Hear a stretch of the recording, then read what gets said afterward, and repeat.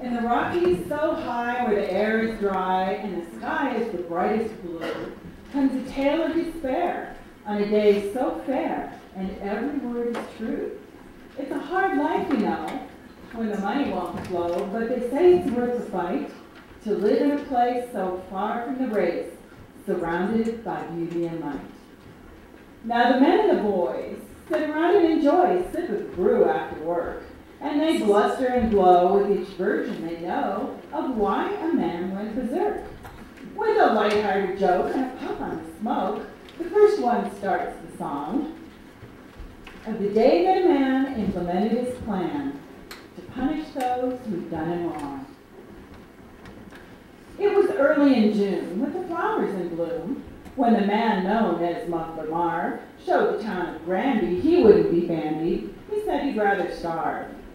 He'd lived there much longer than some could remember, and seemed to fit in with the crowd. But a voice in his head had made him seem red, and the noise had become so loud. When business is done, it should be fair for one, as any other you'd think.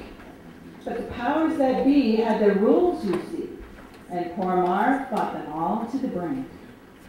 With his hard-earned bucks, he brought lawyers and such to reason and try to sway, and though it may seem odd, with a smile and a nod, they simply sent him away. You may not know, but as small towns go, things are done by the seat of the pants. Your hand shakes your word, no matter what's heard, and a contract's a nod and a glance. When promise is broken and harsh words spoken, and someone is back to the wall, take a lesson so true. Whatever you do, push hard and a man will fall. Old Marv knew his trade. It was mufflers he made, and he'd done it for years on end. The things he'd need to accomplish his deed, he had them all at hand. No one would question his true intention when he bought a bulldozer to fix. He went into a shop where he worked till he dropped, for months behind walls of sticks. Not nary a word his friends ever heard of Marvin's devious plan to lock himself into his armored machine and destroy whatever he can. He'd work and play in his normal way, and no one saw the pain in the man on the edge of the perilous ledge who'd laughed back in a way quite insane. On that fateful day, we all watched with dismay to the broadcast news coming live. He drove the thing out with no warning or shout down a path of destruction to drive. The official report wasn't clear from the start who did the town so offend. But the boys at the bar shook their head in despair and said, Marvin's gone off the deep end. Down the streets he rumbled and buildings tumbled. The targets were all on his list. First to go was the plant of the concrete giant, his neighbor and antagonist. The sheriff was called with sharpshooters and all to try and stop the tank that Marvin had made without any aid or money borrowed from the bank. They followed him down through the streets of town, bullets bouncing off Marvin's steel. He was using his clout and wouldn't come out, and he wouldn't talk or deal with the government boys who gave him no choice but to take this destructive stand in a voice so assured without saying a word. Marvin had total command. The guns he had mounted never even counted, for no one was shot or hurt. Though he went for the tanks of gas, we give thanks that all his shots went in the dirt.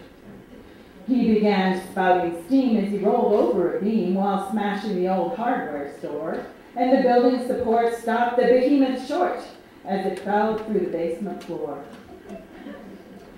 When it came to a stop, we all heard a pop, then all was silently grim. But the clever coot had made a steel boot, and no one could get out or get in. Hours went by without movement or sign. Marvin must be dead or hit. Without further ado, the experts all knew they must try to blow it to bits. That failed. What a shame. Old Marv knew his game and kept them in it though he was gone.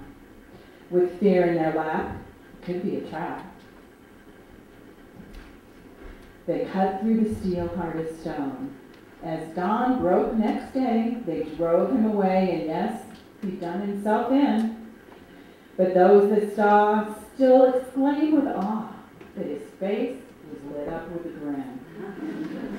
Now, the town folks will say what they saw the next day was destruction beyond compare, and the editor-in-chief of the news swears belief, as he should because he was there, when his building came down with a terrible moan, like the others, including Town Hall. Yet he writes to this day of the memorable way Muffler Marv waged war on them all. As the days went past through winter's cold blast, Marv's remains rested snug in an urn when his friends took him out up the snowmobile route, one last time to never return. From that mountain view, his ashes flew on the wind or the town he'd scorned. He must laugh when he sees, through the clouds on the breeze, the lives of those he had warned. The debates had begun. It's history, said some. What to do with the rusting dozer? It was cut up for scrap in spite of the flap, and declared the subject was over. Having voted, they swore that forevermore he would not be remembered again. But when new buildings rise, he's eulogized when we think how it all began. And when tempers boil over, mention buying the dozer receives a wink and comment. Just imagine a plan to get back at the man.